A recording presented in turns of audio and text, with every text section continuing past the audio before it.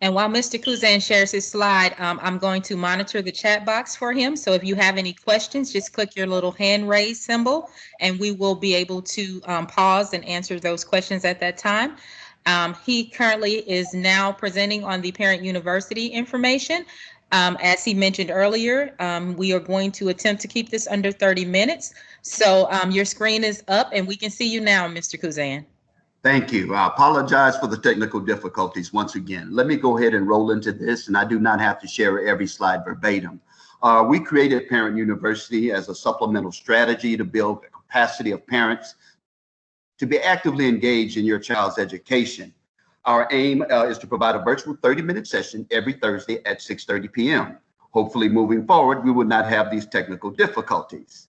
Nevertheless, I want you guys to feel free to suggest any topics that you would like to see covered. And of course, I will share my contact information at the conclusion of this presentation. Just briefly, a few notes regarding reopening. As you all know, parents and families and community supporters, that our first day of school was Monday, August 10th. Since then, we have been learning on a 100% virtual learning model, simply meaning all of our students have been learning from home or another location that is not on school campus with some type of learning device. Now, this forthcoming Monday, September 14th, we will be transitioning to a hybrid model. Nevertheless, that will be only from students in grades K through 5. And I'll share a little bit more information on that. Of course, we have 3 school models that we're working with under the 3 phases of governmental reopening. And of course, we've been working obviously under the first phase, which is virtual learning, and we'll be transitioning into that hybrid learning. And finally, we hope to see the day we can return to face-to-face instruction for all of our students. Of course, we know about that virtual learning model, and that's what we're going to discuss in this presentation. But briefly, I wanted to just bring it up to your attention about the hybrid learning model. Once again, starting this forthcoming Monday, September 14th. And basically, it's simply a blend of virtual learning and face-to-face instruction. So this is how this is going to work starting on Monday, once again, only through grades K through 5 until further notification. If your child's last name ends with the letter A through K, your child will attend in person on Monday and Tuesday. This group will learn virtually Wednesday through Friday. If your child's name ends through L through Z, they're going to attend in person on Thursday and Friday. This person will learn, they're going to learn virtually on Monday through Wednesday. And of course, once again, we hope to get back to the first face-to-face model. We will be providing some information on that. That's going to be determined by the end of the month. So how do we create a good study space for online learning? First and foremost, your children's school has been recently subjected to an unexpected closure. We did not anticipate any of this. And of course, we've been forced to start learning how to manage and learning from home. So with this presentation, I plan to provide you with some tips and tricks for setting up an effective learning environment at your home. And of course, the tips offered here apply to if you are homeschooling or completing assigned work through this virtual school scenario that we've been undertaking. So where do we start in creating that learning space? First and foremost, we shouldn't be expecting to change the normal routines as if we were doing face-to-face learning. So what does that mean? That means getting up and getting dressed at the same time each day, establishing that routine. We noticed during the first week when we returned on August the 10th, that we had a few students who were not prepared. You can tell they were just rolling out of bed. We had a few that were still in their PJs. So we have to make sure that we get our kids established with a daily routine of getting up at the same time, getting properly dressed, and being ready to learn. Of course, we should have the same types of food that you normally would for breakfast and lunch. And of course, take the same breaks that you are used to during the course of the day, because if you're in school, of course, there would be breaks available for you. Mr. Kuzan, I'm sorry, we have one question. Go ahead and ask your question. Yeah, I'm sorry. I'm here. I can hear exactly what you're saying, Mr. Kuzan, but I don't see anything on the screen besides your avatar. Does anyone else see my screen shared? Yes, sir. I see your screen. Is anyone else having difficulties? Can you raise your hand for us, please? You may have to log out and log back in because sometimes the delay. So maybe you can log out and log back in and you can see the screen at that time, sir. I'll give it a shot. Thank you. I apologize. No problem. So with that learning space, each space is going to be slightly different because we all have different home environments, but we should be trying to make sure that these spaces have at least these three characteristics. First and foremost, a well-lit place. And of course, most natural light as possible. And I'll go in a little deeper with that. Comfortable sitting at tabletop height. We should try to avoid sitting at a living room coffee table or some table that is lower than what we'd be sitting in a normal learning environment. And of course, we should make sure we're always near some type of power outlet because of course we're using electronic devices for our learning right now.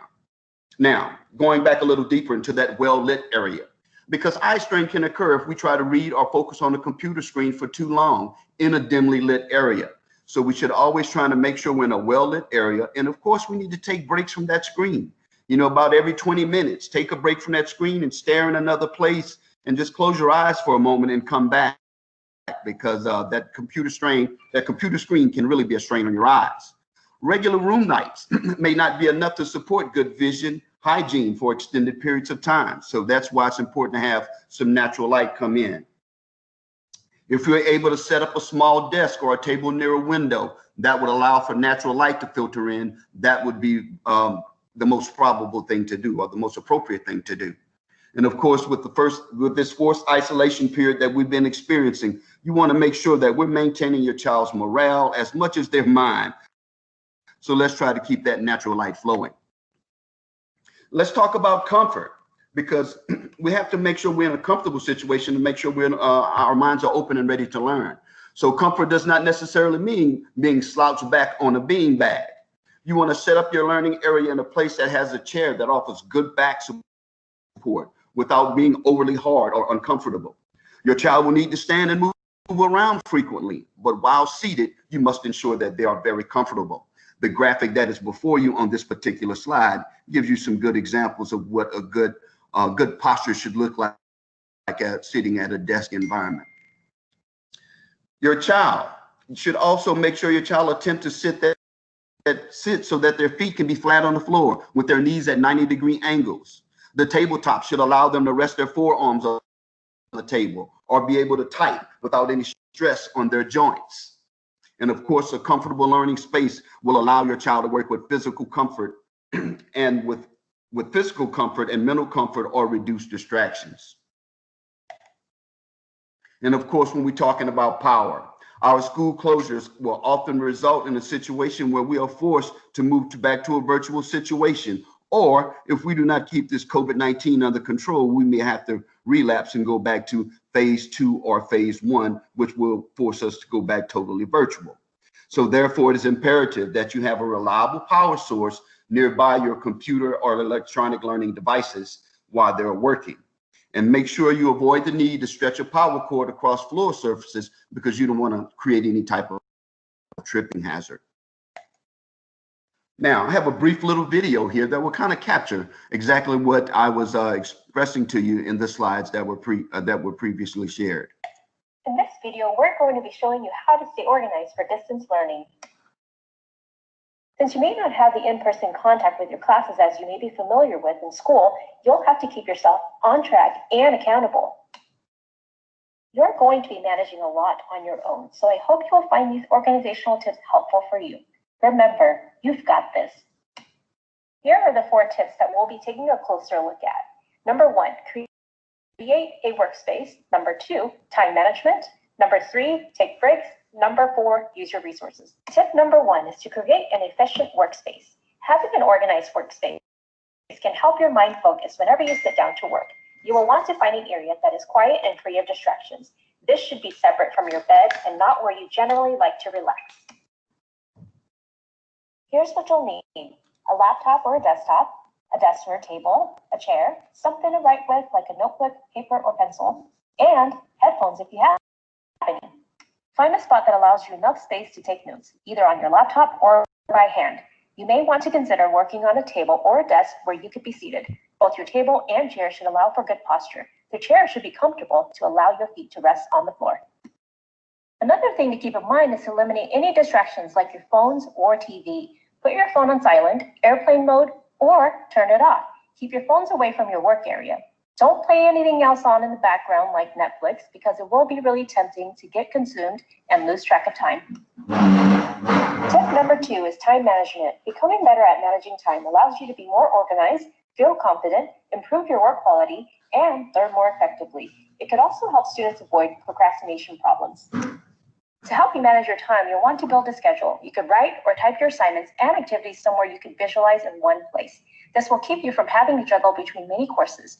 You could also do this by using a list format, a physical calendar, electronic calendar, or a planner.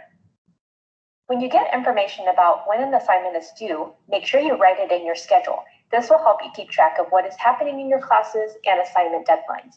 You don't want to rely on your brain to remember everything because you might forget. You could also use your calendar to add in reminders of when to start your assignments. While it may be tempting to wait until the last minute to do your assignments, you should try to have things completed earlier to allow more flexibility. Ideally, assignments should be finished a couple of days before the deadline. You may feel less stress knowing that your assignments are completed before the due date to give you some flexibility in case something comes up. In this example of my weekly schedule, I have my teacher's office hours at the top. This will help me remember when I could drop in if I need to ask questions or need clarification. I also place my class meetings and class assignment deadlines. This will provide one central location to visualize what is coming up so I can plan accordingly. As you can see in my weekly schedule, I included my morning ritual of getting up at 7:30, washing up, making my bed, eating breakfast, and checking my class updates and messages. Having a routine will help you start your day and can have an impact on how productive you are. The next thing you'll want to do is decide what you will do and when. You will want to plan ahead and work on these assignments early so that you don't end up procrastinating. Since I know when my assignments are due, I can start planning and schedule reminders to help you remember when to do those assignments. For example, I have a science assignment due on Thursday, and I know it's going to take me about 2 hours to complete, so I will decide to work on it on Tuesday and have it written in my schedule.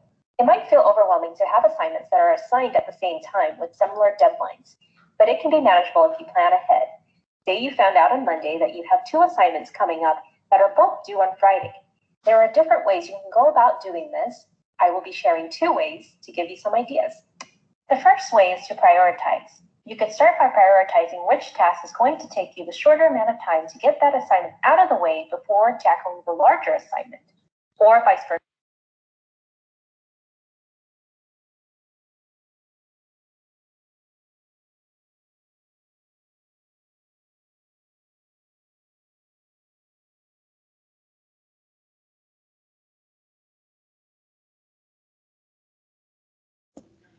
Mr. Kuzan, we lost you there for a moment. Maybe your microphone is muted. Assignment. Yeah, I'm still here. 1 hour each day to work on each assignment.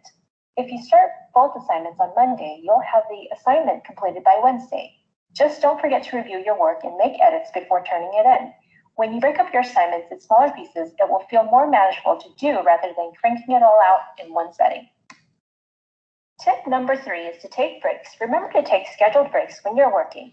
During these breaks, you'll want to figure out what you might do, whether you'd like to get some fresh air, listen to music, draw, or eat a snack.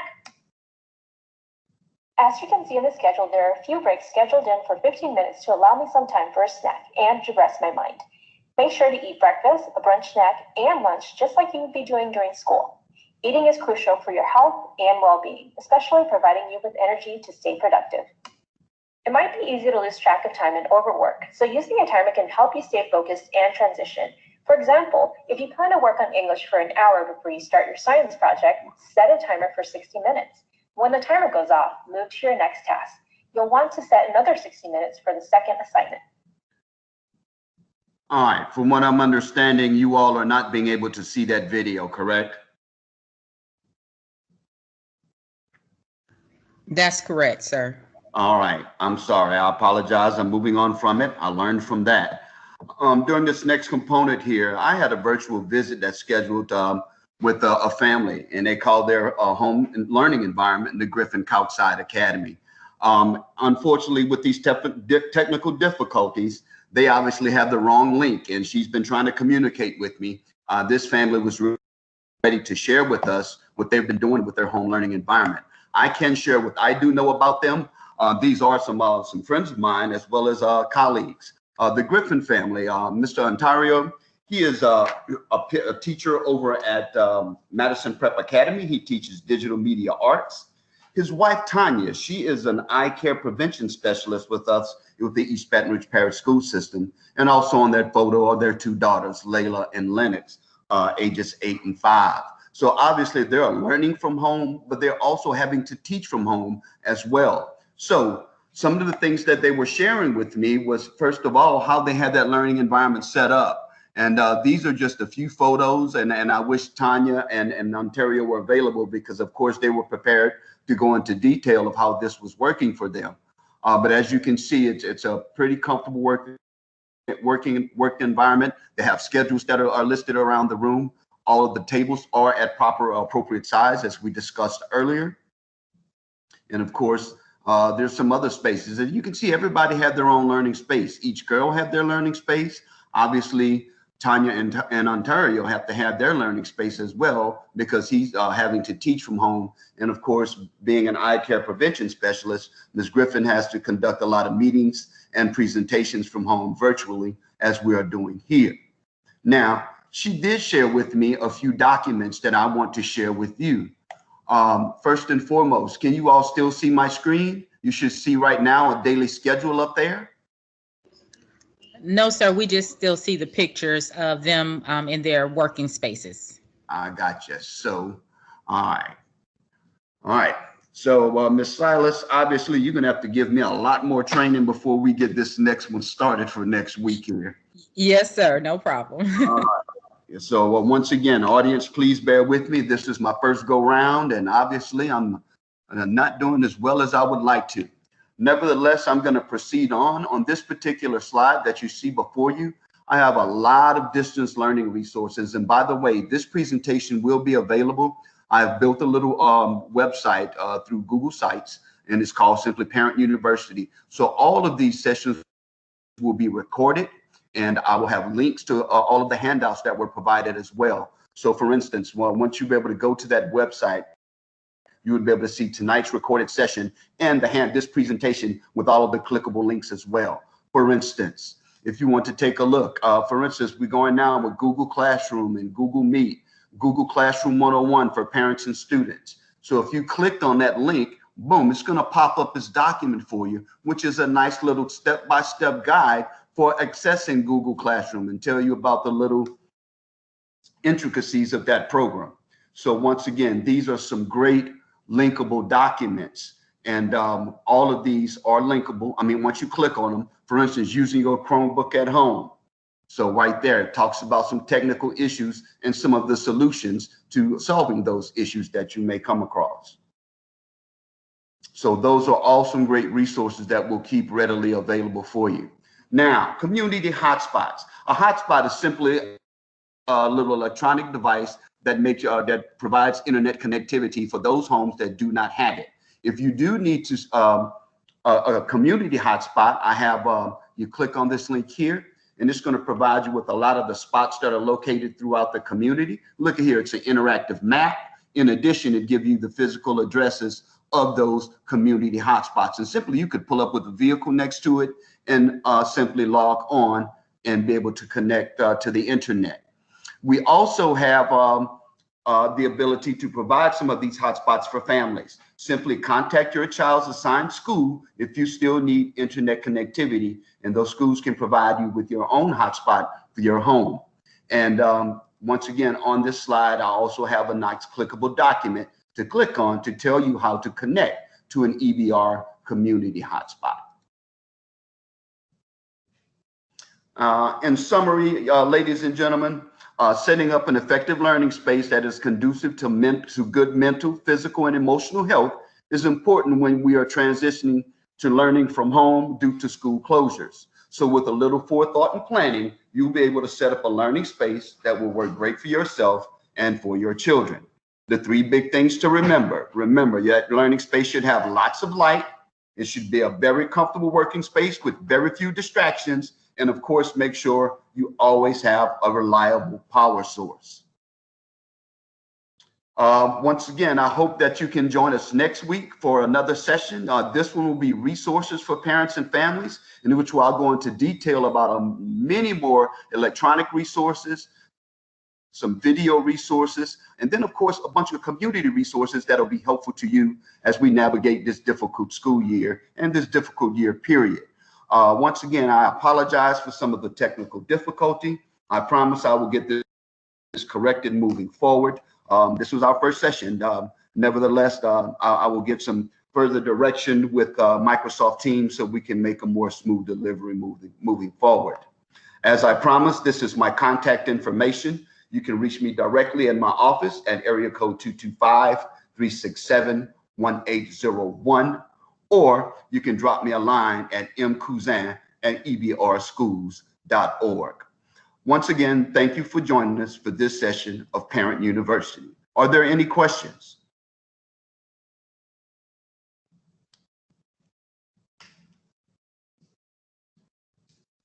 All right, thank you. We hope you join us next week. Thank you. Thank you, Mr. Kuzan.